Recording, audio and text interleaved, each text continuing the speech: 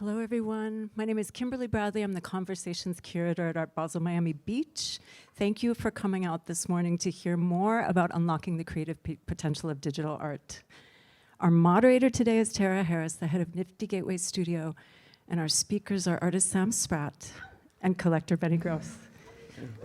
Let's give them a big round of applause and enjoy the conversation. Hi, good morning. So our topic today is unpacking digital art, which obviously is a very achievable thing in 45 minutes. So we're going to do things a little bit differently. Digital art is not new. And art on chain is very new. I think, we're about a decade old of putting art on chain. And most of that time, the discourse around this emerging component of art has really been focused on the sensational stories that surround it, its relationship to cryptocurrency, the complexities of the technology, things that are fun to write about. But what that's done has really drowned out some of the very pertinent conversations around real dynamics happening with creativity and technology in this new setting and how that's influencing both artists and collectors and businesses like ours. So this is what we're going to spend our time talking about. We're going to get a little bit below the surface, try and dig a little deeper, maybe disagree a little bit. I'm not really sure, probably, and we'll go from there. So my name is Tara Harris. I run Nifty Gateway Studios. We work with very ambitious artists to bring to life their projects through technical development, technical investment, and kind of go-to-market strategy. Sam Spratt, a profoundly talented artist in our space, kind of the father of his recent project, Luci, which is a force. I mean, I think it has taken over. It has a life of its own. Recently at the Venice Biennale earlier this year, I think you'll hate me for saying this, but I think you're close to $12 million in primary and secondary sales, which is actually a lot of money. A huge amount of money. A great mind, a great friend. Benny Gross, who is an avid collector of digital art on chain, general manager of WCC Fund, which invests in seminal artwork by artists in our space, and is a wonderful voice. One more thing for me, and then we'll move on. So just to anchor us, we're going to talk about three topics today. The first is the role of cryptocurrency in art, which is a very polarizing topic. The second being, we're going to talk about ownership, and we're going to talk about, really ask the question, is putting art on chain actually even that interesting?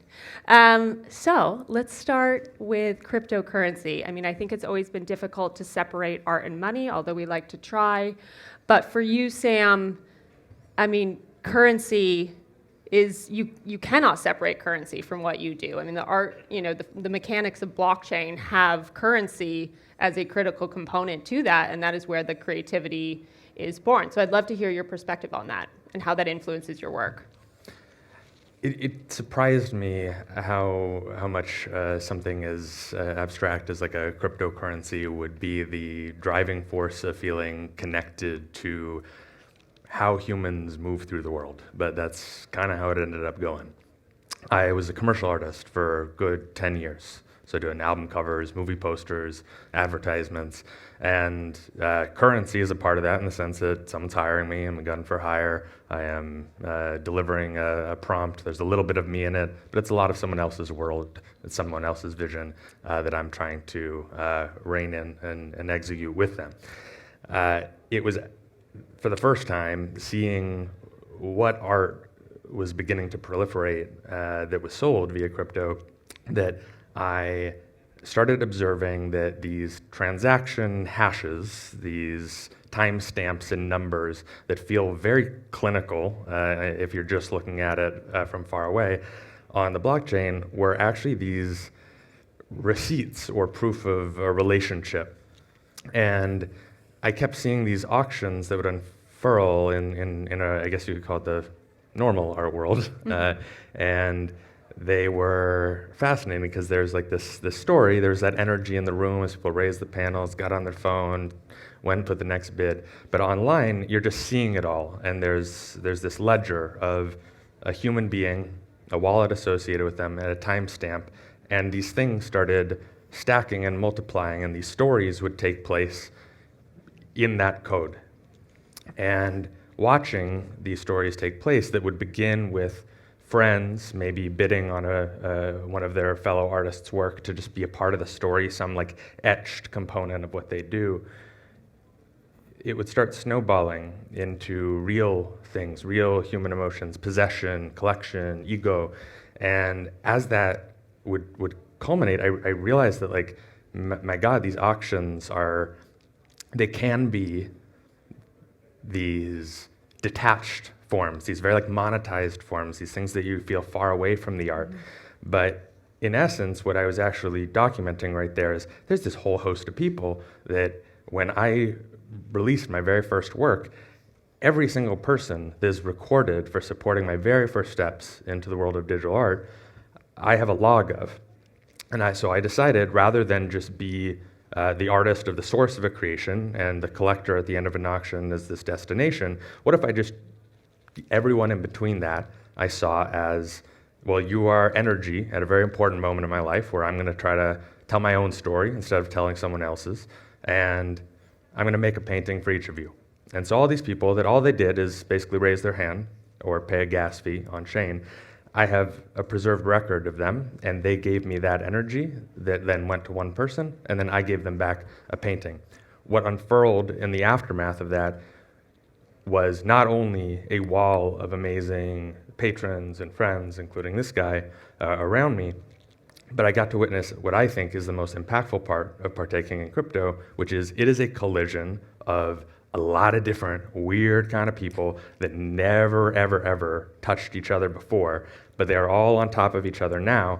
And through that nature colliding, there's some really weird, fun shit happening. And it gives you these new canvases to play with that do not exist within an image. They actually exist within the relationships that are recorded alongside them. Yeah, I think that's really interesting because I think we often conflate the financial utility and financial vehicle of cryptocurrency with the mechanics of it. And they really possess two very different souls. I mean, Benny, I don't know, Well, do you collect in crypto or credit card? No, I collect in crypto. I mean, on Nifty Gateway, I collected credit card, though, when it worked. Yeah. But I think that they are two different souls, but they're connected by a thread, right? So I think that the idea that profit is like this dirty word, I never understood, right? Like, I got into art, like, I don't know, 6 years ago. My wife has a master's in art history. She started wanting to buy art, when I didn't know anything about art. And you buy art, you love art, you keep art. This idea that you can't ever sell your art never made any sense to me. And I think with crypto, the idea that making profit on something that you're possessing, that you're then sharing to other people, I think actually is a thread that needs to be pulled a little more, right? Because I think it connects people in a way, in a very sort of different way that's not connected to the regular paradigm of like finances and the, stocks in different ways. But this is like a new sort of tokenization of not just money, but really social tokenization. Yeah. Right? Because people are now connecting to each other in a very different way.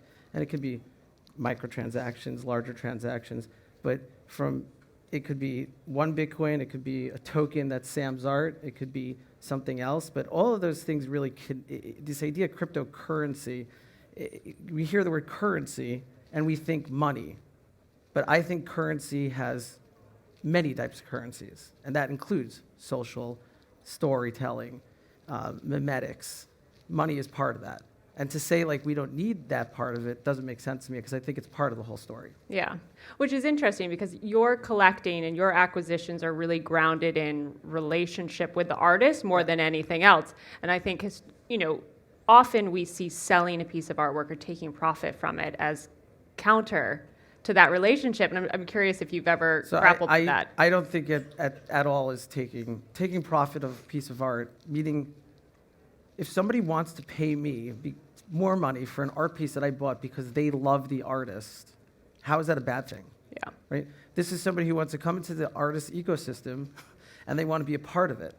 The fact that I'm making profit. Now, with blockchain, the beauty of that I love about it is that you could try to do it into the contract that the artist gets 10% of that sale, which I think is really important and something, even if it's not in the contract, I do personally. But, I collect art because, and as I love art, and yeah, the relationship is the most important thing. I remember I got off the phone, this is years ago, like, I don't know, 3-4 years ago, and my wife was like, "Who are you on the phone with?" And I was like, "Oh, I was on the phone with the artist." And again, I'm not an art historian at all, just to be very clear here. I'm learning as much as I can. But she made a comment to me, she's like, that, you don't understand how special that is, right? Because in the history of art, you never met the artist that you bought from. Either they're dead, you were not rich enough to meet them, whatever the situation was. The fact that you could buy something, socially then message them on an app, and then them inviting you to their wedding, right, which Sam did, even though he didn't really know me from a hole in the wall. It's true. He took that risk. Interesting And choice. it was worth it, I think. But that relationship is also a monetization. And I think that's a really Yeah. special thing. Well, and even, I mean, in a way, I didn't realize this, but like, my relationship with you began in a monetized way, which you confided to me later. I didn't tell you that at the beginning. Yeah, no. First I told you I liked you, but then I was just lying. It began with something with Yeah. like the illusion of friendship, Correct. and then a year later, one drunken night, I Right. discovered that you just wanted to make some money off of Right. me. But that right there there's oddly something very pure in this space that maybe is reckoning with the cynicism of transactions, that on the other side of it is you can start in one zone of interest Yeah. of life, and you can very quickly take whatever can be violent or break apart in that, and in the wreckage, you learn the more interesting place to go. And so that group of paintings that I made that were these free derivatives, one for each, there's a total 50 that I gave out to people.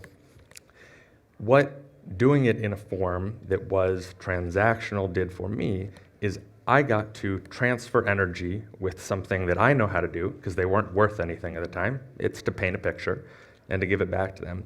And the very first time someone sold it, it like kind of broke my heart on one level, because I was like, I made this, why would you do this to me? But on the other, I got to watch a person that was an artist that had followed my prior career get a portion of money that they were then able to put into their own practice. And I started to see that actually, if what we create is not just for us, it's not just hoarding and keeping it, but we create an undulating system where I create, I give out, I exert my time, my attention, my energy into the pieces, the works themselves, but also the structure and the market around it, that the people that come on in, it's not my, it's like the most hellish existence to just keep hoarding it and compiling it into one big stack. It is designed to give back and push in and give back, and that's how anything moves. That's the churn. And so I have people, some in this room, that are, I would characterize as like true believers. They are here to back what I'm doing. They are good soldiers in helping me in my path, learning from them. But there's also people that treat what I do as a commodity, and it's transactional, it's discardable, and it's disposable. And that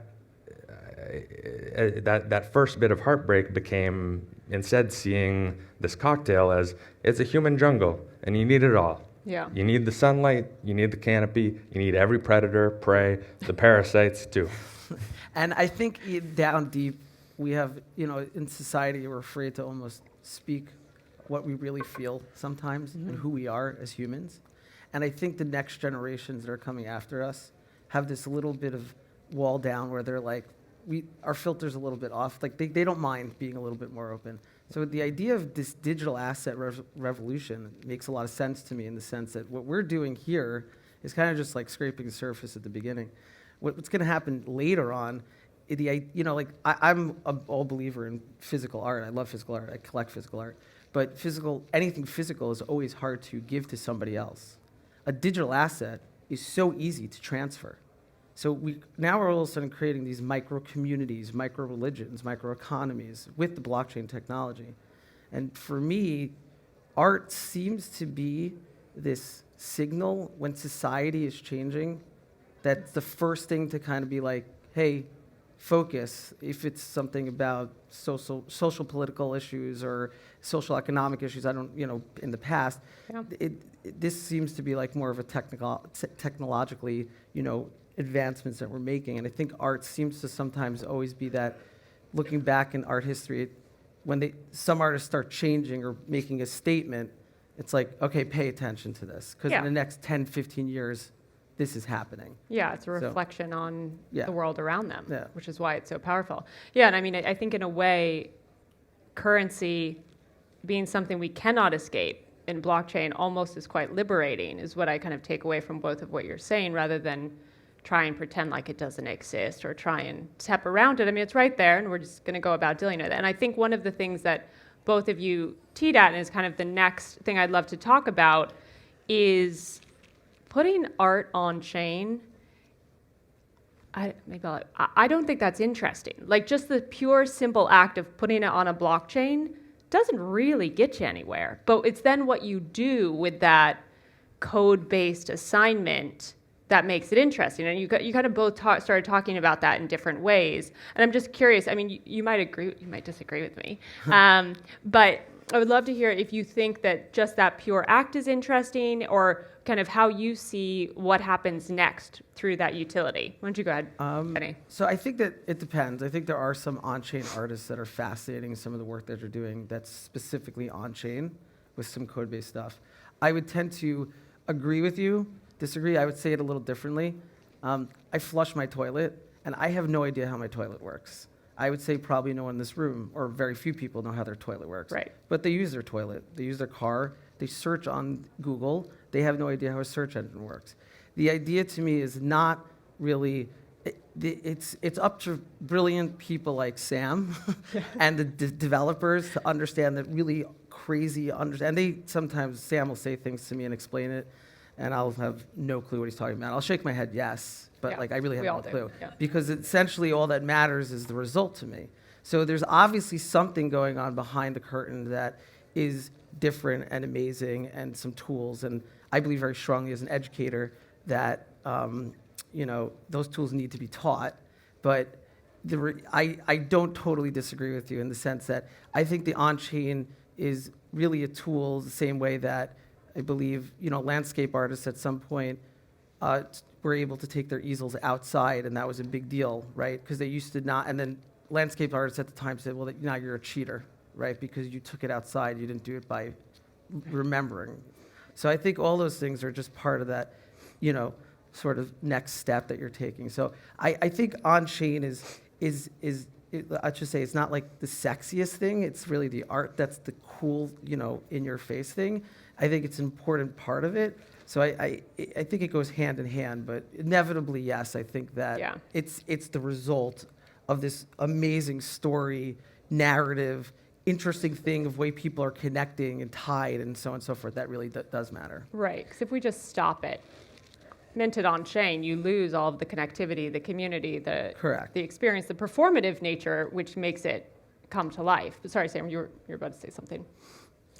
I think it comes down to preservation. There are many amazing bits of what blockchain technology does that I find to be rather bookish and obtuse for the majority of people. But preservation is something we as a species have been doing forever. Like it's a necessary part of being. And when power shifts and changes, it gets lost along the way, and we keep little bits. We do our best, but it does go sideways sometimes. But we are, it's not like these devices in our pockets are some kind of separate world. Mm-hmm. They're made from the same minerals that the pigments that were painted before are, and so they're natural extensions of us. We move, we slip back and forth between them, and we will only do that more. Like we love to get close together. We like gathering. That's what all this is. And we have figured out how to do this without this room, but also with, and we're just going to get better and better at that. Playing and preserving with the relationships of all those people coming together is essential. But for me, it's also just my work is made on a computer. I'm building on the shoulders of giants, of the people that have made the silicon and the screens and the software. And when we exhibited in Venice, we didn't choose like a old church to try to do some kind of cool contrast of digital futurist art next to something old and ancient. We chose a kind of brutalist, empty boat dock in Venice that was, you could almost feel its decay. Like when you're in Venice, you can even kind of feel its decay. Like it's sort of barely held together. This once like very efficient shipping network is now like just enough that we all, like the meme of its nostalgia of a gathering place, we'll go back, we'll have a good time there. But if you were to come to this boat dock and we had the door open and you can come look at all of the work and chart the story of our humanity beginning as a solitary figure, lonely in a way, and connecting yourself to a network and eventually participating with one another.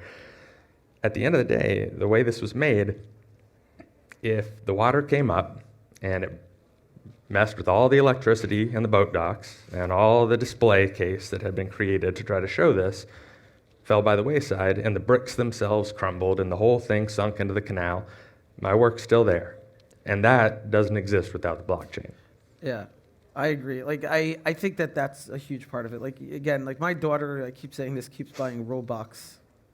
And she buys these clothing on Roblox, and her digital clothing that she has, she feels she has forever, right? Which she does. It's her ownership, it's her provenance.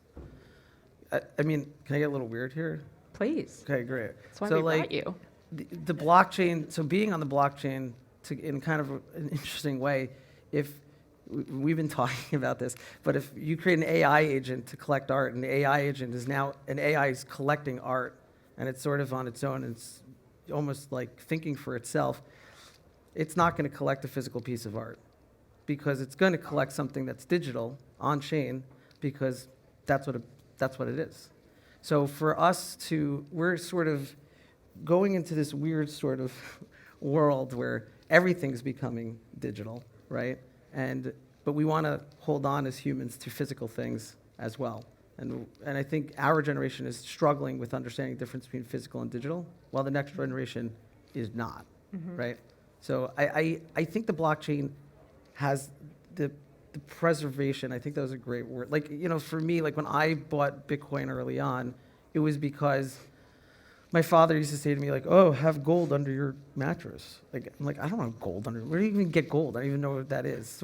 But when I bought a Bitcoin, well, that was a lot easier because I could just put on a little piece of flash drive and carry it with me. So I think like that similar idea of like, that's why that on-chain is gonna last hopefully forever, you know? Yeah, I think provenance is a piece of it, but I think it's the interactions. Yeah. It's the story that's more valuable to be preserved than just the specific ownership now Exactly. and then. Yeah. But I also think like going to the physical piece of it, yes, I think our world is digital and we're moving in that direction. But at the end of the day, this is a movement in art like other movements, and it all comes down to how and why we buy art, which is such a multifaceted thing. Everyone buys for very different motivations. Like your daughter, yes, she owns that piece of clothing in Roblox, but is that her reason to buy it, or is it because of then how it represents her identity or belief in a social construct on Roblox? I think for her, I mean, she's going through a goth stage right now at 10 Excellent. years old, so I'm focusing on that a little bit right now. But I think it's definitely how it represents her in the digital world, for sure. But the digital art that I own from Sam represents me as well, right? Right. It's, it speaks the volumes of what type of art and who I want to be with when I own Sam's work. To pull the thread on preserving more than just the work is this exhibition we did in Venice and the digital iteration of it prior. Basically, it's centered around this piece over here, the monument game. I spent about a year creating this, and it is filled with hundreds of vignettes, stories of life, the paths that we can take. And the construction of it was digital, but when I put it out there, it was made with a system around it.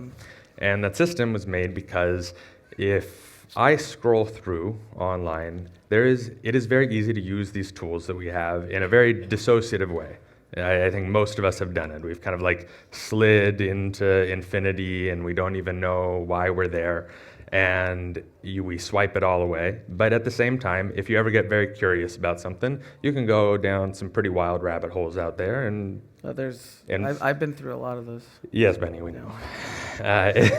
And when you have all that that curiosity, for me the goal, the hope here is if I'm going to exert all that time and energy into something, I want to like ask for it back, and I want to also preserve it with me. And so when we did this, every single person could go and engage in the physical, but they could also like sit at a little altar, a digital altar, and leave a little piece of themselves behind in a crude way, right? There's all kinds of flashy ways to use technology, but I'm a big believer in crude tools. So an image, words, and kind of a map, an interface to navigate it are just simple universals everyone knows how to do. You don't need to know anything about the blockchain or crypto or anything like that to operate in that space. And so that written word left atop, every person could place a specific coordinate on top of it and leave themselves behind. And what we got out of that was humanity. Like we got love letters to people's wives. We got confessions of sins and crimes. We got jokes, vandalism. We had like a 8-year-old boy who just kind of scribbled all over it and sort of like broke our entire formatting. I sat down with a mother who placed an observation by this cave with as the, I guess, beginning inception of the arc of life. And we had a beautiful, like, hour-long conversation together where she cried and shared with me what she wanted to leave behind to everyone else. A young man who I've become quite close with, he left a version of himself on this small child in the painting of all of his fears and trepidations of where he wanted to go next, and feeling like he hadn't experienced enough violence in his life to really understand how demonic and hard this is all going to get. But he came back several months later in Venice, and he left an observation on the same boy about everything that had changed, love that had fallen apart, and he left a little record. And so all these people, every little bit of it, whether it's young boy type in the word boobs on my painting, or it's the deep and the profound, I have the whole spectrum, and they're with me, and they go with it forever. And so it's not walking through a museum or a gallery where what you feel or think is like maybe a passing comment to a friend or a partner, or where it just kind of like goes out your mouth and then it just exits into the ether. Like I have it, it's with me, and I read it and I feel it and I go back to it again and again, and it's encoded. And the preservation of that is where the power is, because that's something that technology is just the vehicle of us wanting to be closer together. Yeah. And it's a proof of relationship, Yeah. right? Each one of those things that you just talked about is a relationship that you build. Even if you haven't met them in person, it's a direct relationship that you have with another person. And that to me is so amazing, right? Because art really, like when you fall in love with art, when you see the Mona Lisa, you're like, you have this relationship with the painting. You have a relationship with an artist who's dead, 500 years. So, this to me that's the aha moment, right? Like watching Sam and the way that he wants to create these connections, and those connections are actually not digital. They end up being more physical, starting with a digital product.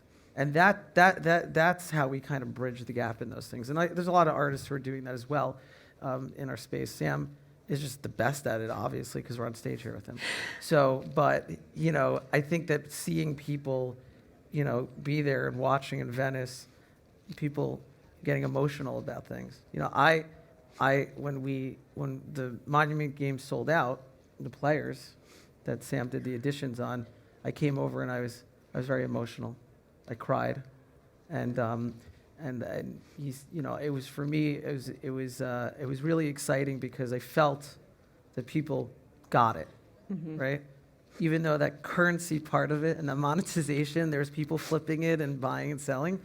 It was just people understood, right? And I think that with all the craziness that we have with AI and technology and the crazy things going on in the world, when you have one strand of just, some kind of connection that makes that special so that humans can interact without having to worry about all this craziness, I don't know, it just, to me, that's the kind of relationship I want to build with my daughters and my son, right?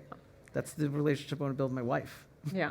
So why not do it with strangers as well if we're all come from the same minerals and dirt that we all come from. We're all the same Right. thing. And it's all tethered into creativity. And I think that, to kind of talk about ownership a little bit, I think everything that you both talked about, that's the value of ownership, right? It's not just, I now possess this, this Yeah. is mine, I can sell it, I can not sell it. Like, that's not the end of the story. It's how you then have that ownership, and that gives you access to this rich, connected community of people who came together around creativity. And I mean, there's nothing more powerful to come together around.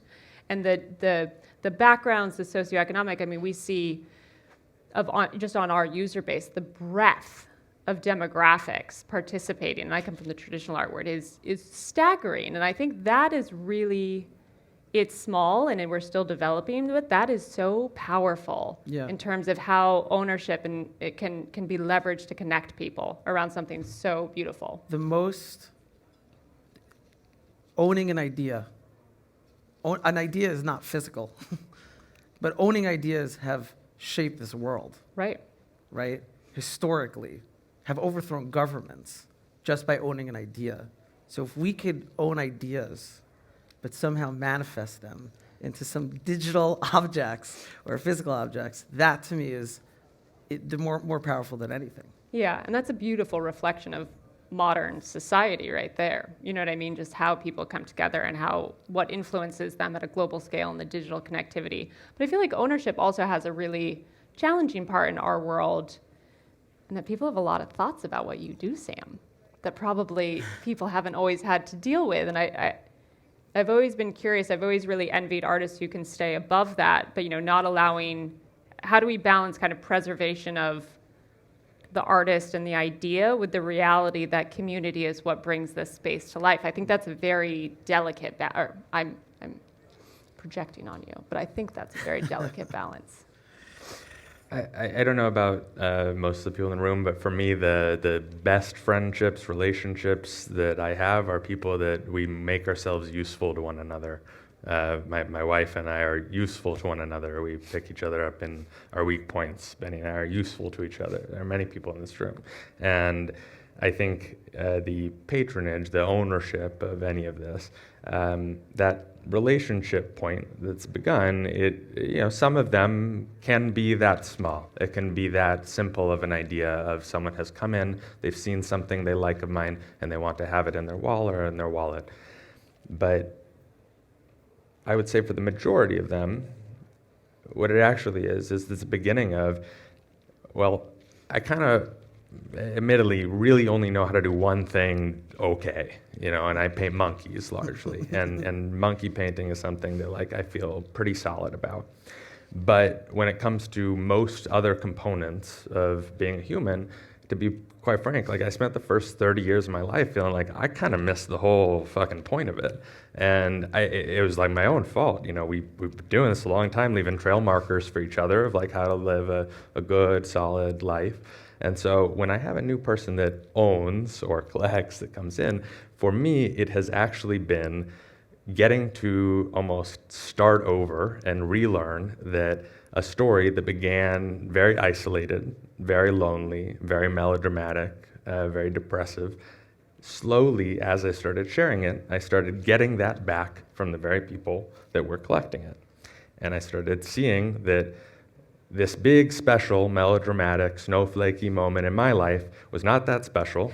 Everyone has a rupture, and everyone breaks apart. And the more we started doing it with one another, the more I recognized that you have to build a system so that whatever is special about you stops being an ego thing, and it's more, we're all little fucked together. And making these circles around the work where hundreds of people gather, leave bits of themselves behind. Some of that can be beautiful and profound, and some of that can be trite and nothing, but they're all with me, and I just want to play with that relationship, because for me it's far more valuable than just making an image. An image is kind of static. Even if it's made with pixels or it animates or is 3D or AI or anything like that, there's something actually rather still about all of it.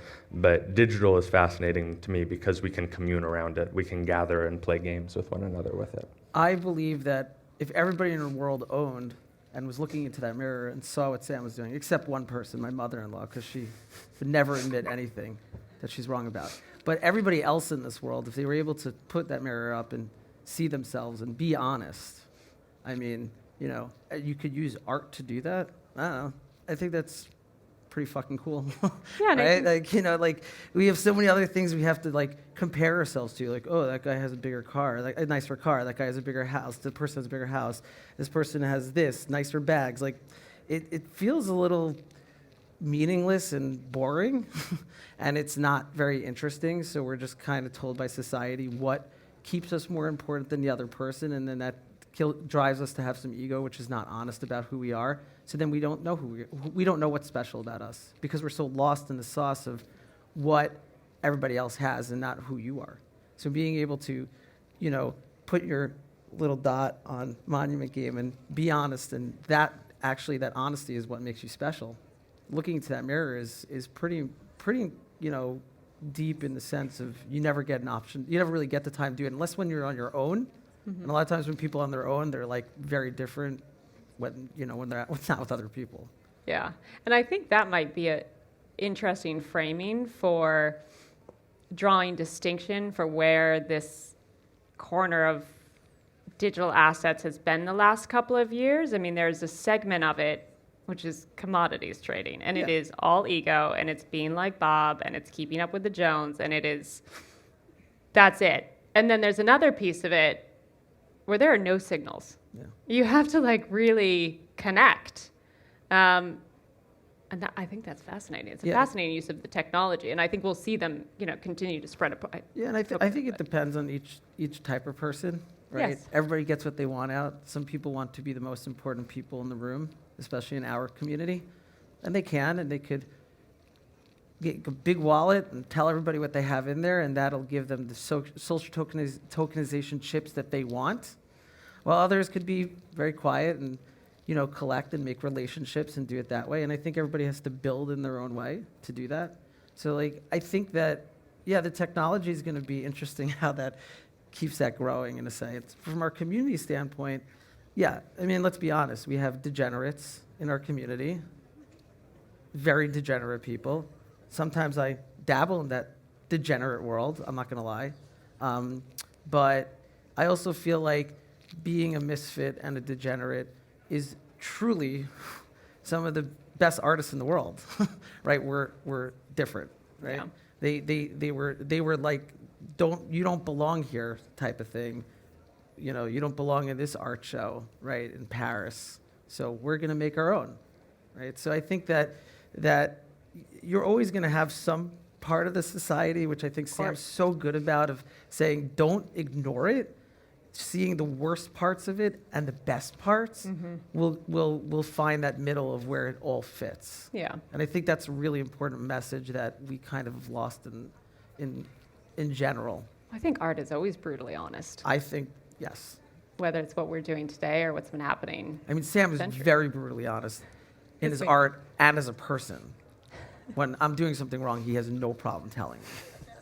So, but I'm very glad about that. But vice versa. True, okay. To go into that relationship preservation level of all this is like everyone that's been useful to me, like the way that you've been useful to me is all my arc prior to this was I kind of buried myself away in my little studio and my computer, and I would make these images, and I didn't really want to share them with anyone. I didn't really want to go out and talk about them. There was no path where this needed to be more public to me. And the very moment we met was really a very catalytic time of, okay, suddenly there's a useful person to me saying, you need to get the fuck out of your house and start sharing your... You need to get out of your cave. Yeah, but at the same time, this stage is kind of two emblematic versions of this, of you pulling me out of one pattern and then working with you and your team, having essentially an idea, this chaotic soup of, there's going to be this big complicated painting filled with all of the monkeys of all of the different times and age slipping back and forth through time, and here are all the different paths that we can take, and all of the people are going to come in, they're going to leave a little pit of themselves on top of it. You put it into order and people to help me execute what that's like. And so this is strengthening me. It's bolstering me in a way that, quite frankly, in solitude, disconnected from the network, I would be a weaker artist. And to see that's exciting for me, because I think as a storyteller, having somebody be able to work with a storyteller, which you did, and facilitate. If you think about it, I always think about what happens if the great artists, in the last 500 years had a Nifty Gateway, right? Had the blockchain, had AI. I mean, can you imagine the things that they would create, right? I don't know, maybe they wouldn't, but there's this kind of really cool, like, sort of thought process that you could think, like, Yeah. the amazing storytellers. And what they did to build up to is for a great storytellers now to come along. But I think that there's something really interesting about back in the day, an artist would create something, you wouldn't know about the people who were part of that. Mm-hmm. But now you know everything, right? All those that went into it are coming now through to it. And I think that includes you and includes Rachel and Joey and all these people that I see that are amazing human beings helping Sam along the way. And I think that's exciting because that's going to bring group sort of, like when my daughters grow up, my son, that they're going to have, it's not an individual economy or individual creative growth. It's like, how do we do this as a group? How do we do this? And we don't need to have that ego. We need to do this as what could we create the best possible fucking thing? Yeah. Yeah, I mean, it's a very interesting time in creative technology because there are no precedents. And the operating mode is, if it's been done before, don't touch it. I mean, It really is, there's limitless innovation that you can apply to creativity, which is frankly quite fun because it means that the technology becomes very human, it becomes very creative, it becomes the electricity that brings to life. I like that. Things I'm that... going to steal that from you, by the way. Please do. Yes, go ahead. Things that maybe weren't possible or had confines within a canvas or what have you, traditional mediums. And I think that if no one takes away anything from this, I mean, that is really the value of what's happening now, is how the idea and the technology comes together to create something that couldn't have happened before. And I think that's exactly what you do. Yeah. I'm going to let Sam finish, but I'll say this first. I never would be friends with Sam. I mean that. And I never would be an art collector if it wasn't for that electricity. And that's not just me. And I truly feel so strongly that art is so special that we don't have enough collectors in this world. We don't have enough people to have the rails to be able to collect from these amazing artists that you see here and you see everywhere here in Miami and online. And that electricity is going to give the ability for people like myself, who does not have an art history background and is just like, hey, I want to do this. And then not only be able to collect their art, but be in a relationship where, a lifelong relationship until Sam decides to drop me. But being that close to somebody and changing your life, I mean, yeah, like that's all that electricity. New modes of connection. That's it, that connection. Like I wouldn't be on this stage. I never would be here. So Luci, this whole thing I do, it's this episodic series, and it being episodic is to say it's one painting, and then it's another, and another, and then systems that grow from there. And I have an idea of where the next one's going to be, and they tend to point to the one prior of what I've learned, what I'm trying to learn now, and what I believe I'm capable of in the future. And constructing this where the entire body of work is evolving in real time with me is pretty much an acknowledgement that we are in a nascent space. We are colliding in a new, weird way with one another. And learning is a real-time thing. I am coming into this feeling like I had entirely missed the mark. And anyone that comes along, any node that connects to the structure around it, is really just, do you want to be along for the ride? Each new one I learn, hopefully I'm heading in the right direction. But most things are cyclical. It's this infinite game that we all play, this endless cycle, and it undulates up, and it can come right down. And I think having these people attach via network, node, chain to me is an acknowledgement that what you're betting on is really not just this financialized asset. You're preserving a relationship with me and the capacity of where I can go, or not. Yeah, I feel the same way. That was a good team effort. Thank you, everyone. I think we're out of time. I got the nod, so we'll be around if there are any other questions, but thank you so much for your time.